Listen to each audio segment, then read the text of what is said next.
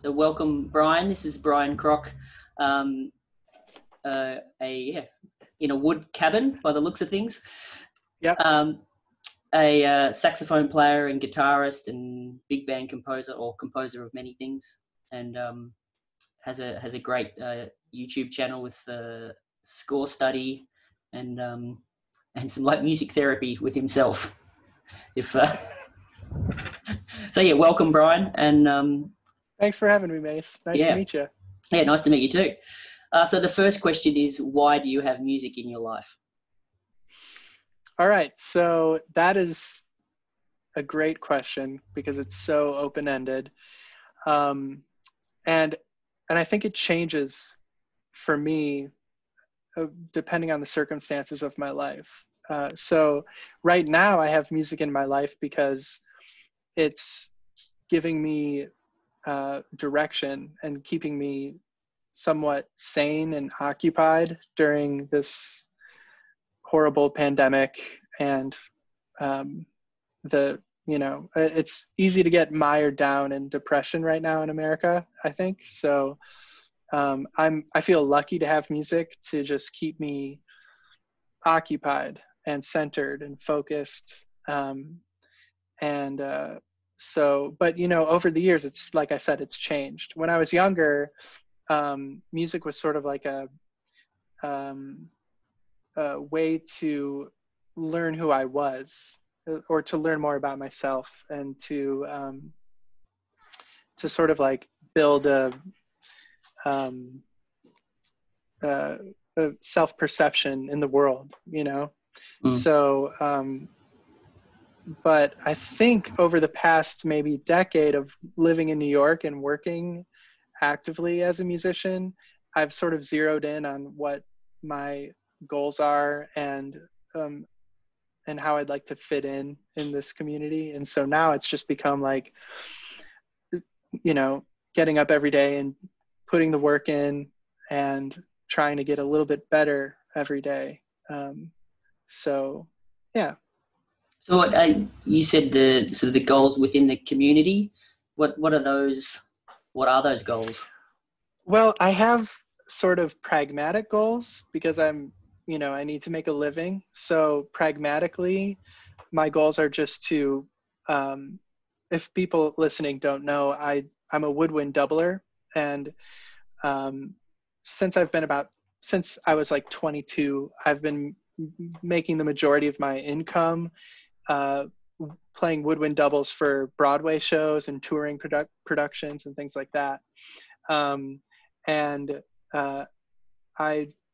just want to operate in that world at the highest level that I can, And one of the great things about living in New York is I get to meet all these older and better musicians. So I sort of have a blueprint for what it takes to just sort of be able to show up to a gig and be professional, and so it's really as basic as just playing in tune, trying not to make too many mistakes, but also as pragmatic as just being on time, being not a drag to work with. Well, geez, mate, yeah, just can be difficult at times, right?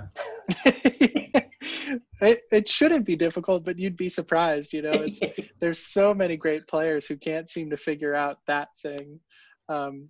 But so there's the pragmatic aspect of just, sitting down every day, trying to touch all the instruments, trying to play in tune and have a beautiful sound, listen to the great, flute and clarinet and oboe players, and sort of treating that aspect of my career with as much respect as I treat the writing and playing jazz, So I always try to tell people, like, the way that you listen to Train and the way that you listen to Sonny Rollins, you should be listening that way to the woodwind players in the Philadelphia Orchestra and the New York Philharmonic and the London Symphony Orchestra.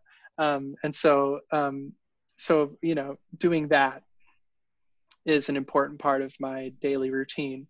And then there's sort of the, what's the opposite of pragmatic? There's the pipe dream. Unpragmatic? Right, exactly. There's the ludicrous part of my Yeah, career, right. which is like trying to be as creative as I can, trying to spend time writing music and asking sort of what if questions, what if, like in some of my most recent music, it's been like trying to the abstract rhythm and harmony to the nth degree, just sort of for my own personal enjoyment and trying to find something new. And that doesn't really have too much of a pragmatic impact on my life, but it's the most important part of my life. It's the thing that centers me, and everything else I do is sort of in service of trying to make that happen, Right. So that creative, large ensemble music isn't paying the bills. What? I think it's no secret that it is not, and it never has. The more I'm reading about the people that I admire, it seems to be a trend actually on my YouTube channel.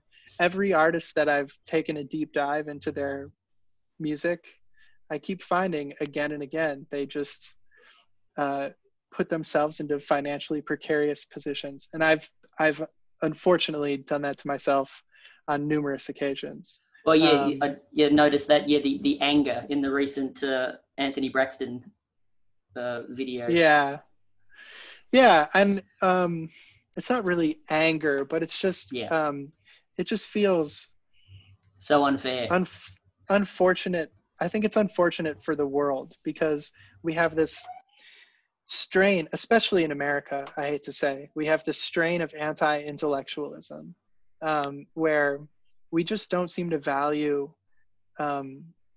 people who want to push their art to the extremes. Yeah. And yet it's always those people that push the music forward, and they're always coming from or they mostly seem to be, to me, they seem to be coming from a place of selflessness.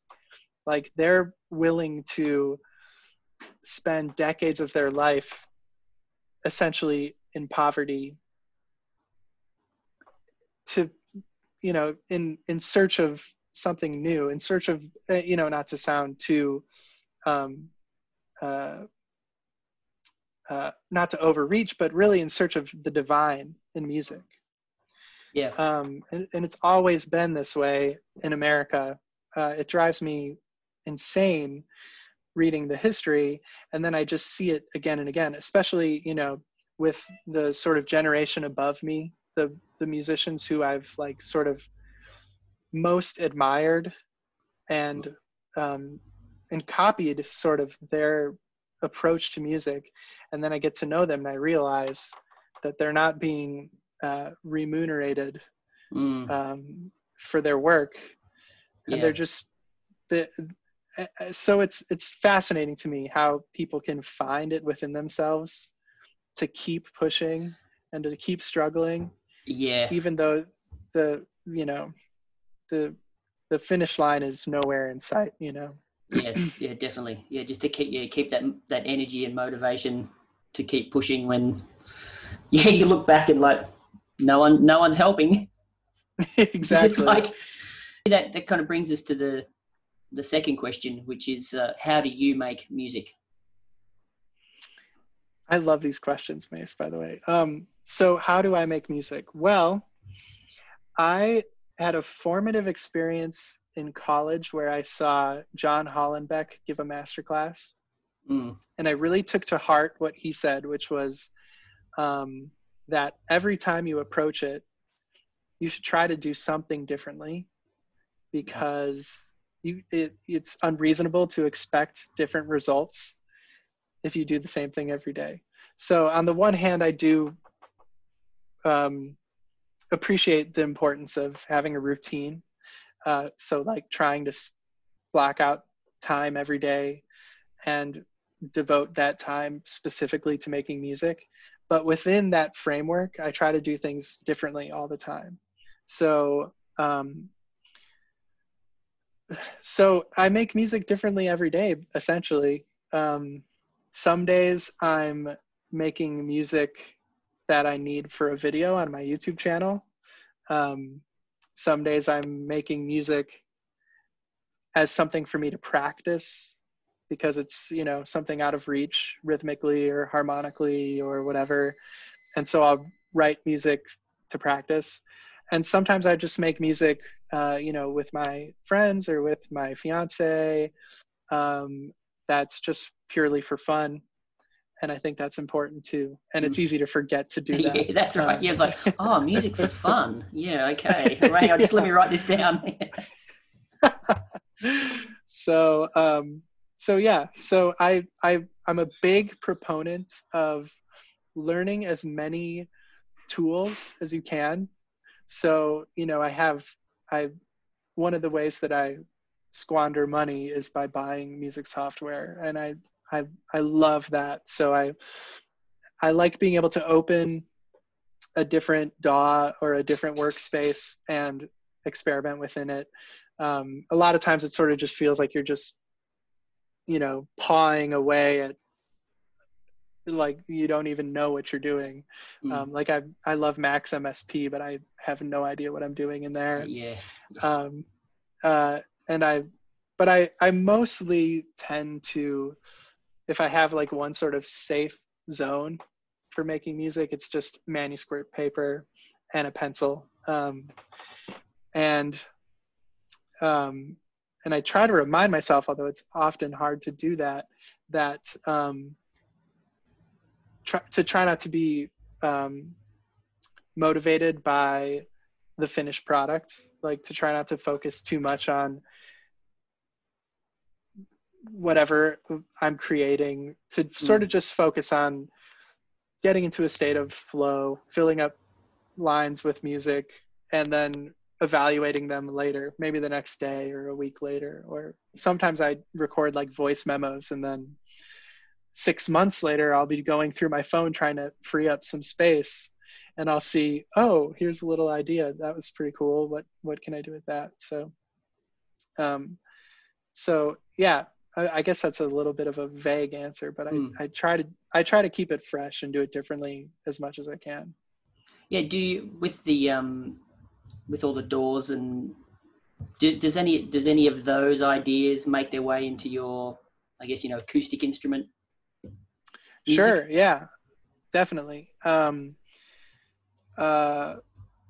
But it's always different. Like, for example, I was just a couple of weeks ago, I was working with a friend of mine on arranging some music for recorder choir.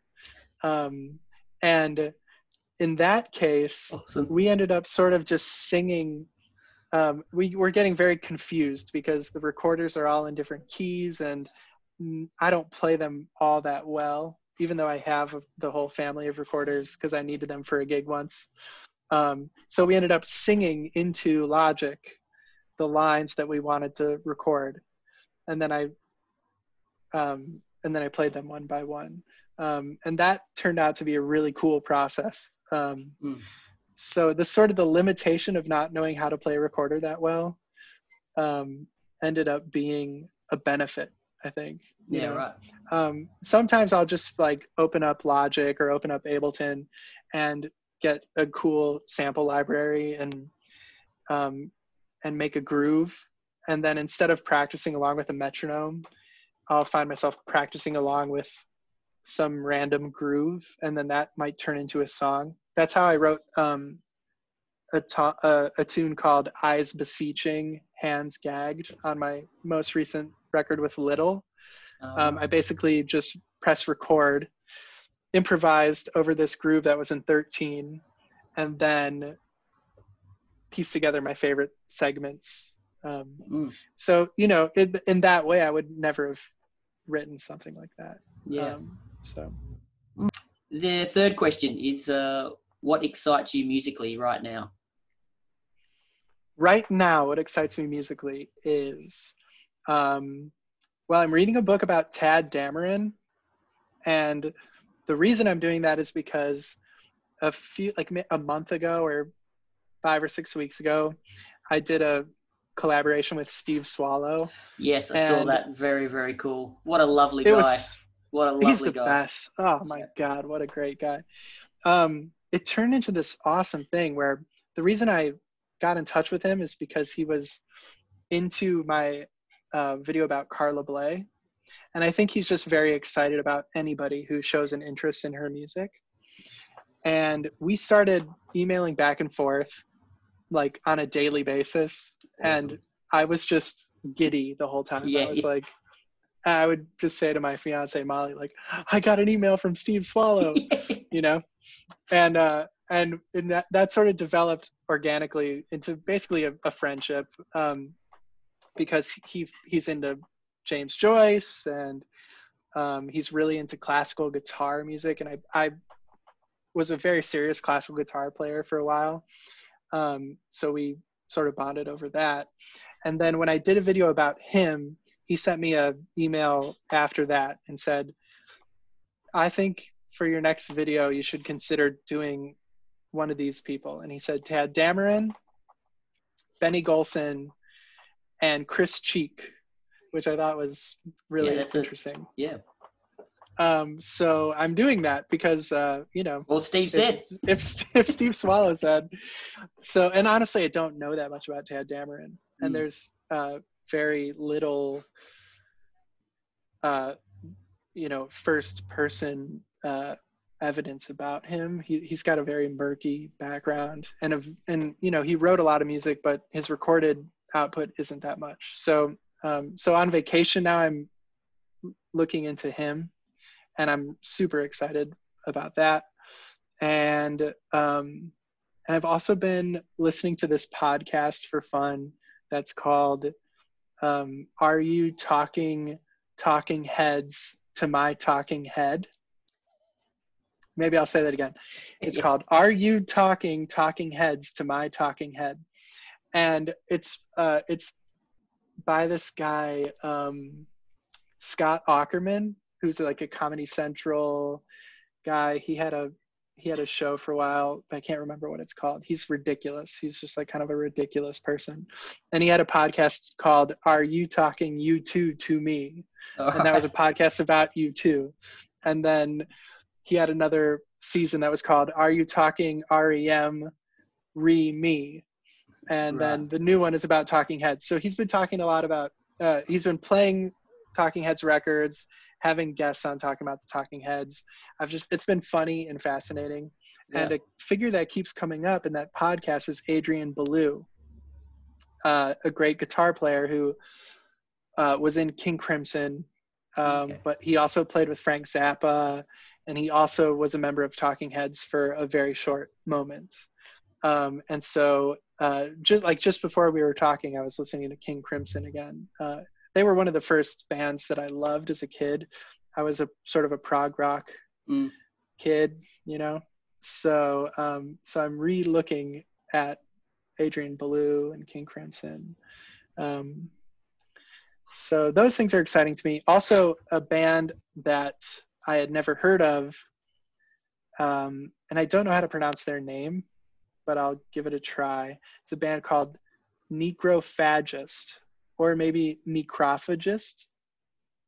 I don't know, but it's a like black metal, technical death metal band. Yeah.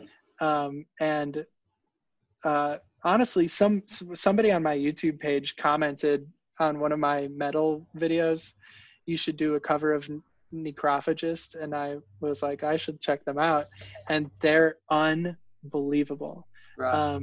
So I'm planning on maybe trying to do a cover of one of their songs. They're just with recorder crier. Maybe who knows? Maybe. So I've been listening a lot to that band. They only have 2 records, and they're both just like so crazy. It's one of those bands where you just wonder, like, how did they? Yeah. It's such scary music that you just think to live in that world must have been mentally exhausting. And it's just imagine recording something like that, just and then like listening to all the mixes and the editing and whew. Yeah, it actually, it makes me think of another artist who I've been really into for the last couple of years named Devin Townsend, he had a band back in the day called Strapping Young Lad. And they were a really scary metal band. But he made a record called Alien, where he went off of his antidepressant medications for like a couple months and locked himself in his basement and basically just lived in this dark zone for, I wouldn't recommend, or I'm not celebrating doing that, but the record that he made probably couldn't have been made any other way. Yeah. You know, it's like really scary. That's a scary commitment. Yeah. But I guess I just get excited by like the extremes of things, you know. That's why I love Anthony Braxton, because it's just so extreme. You like another artist like that is John Zorn, you know, like where Zorn talks about like preparing for recording sessions, like going to war, where he like deprives himself of sleep and eating and gets himself in these really weird head spaces. I would never do that myself. I'm too bland of a person. And I think maybe that's why it's exciting to me to engage with that. You know, it's like sort of voyeuristic. View from a safe space. But ooh. Yeah, exactly. Well, that was very enlightening and incredibly interesting. Thank you for your time. Thank you, Mace.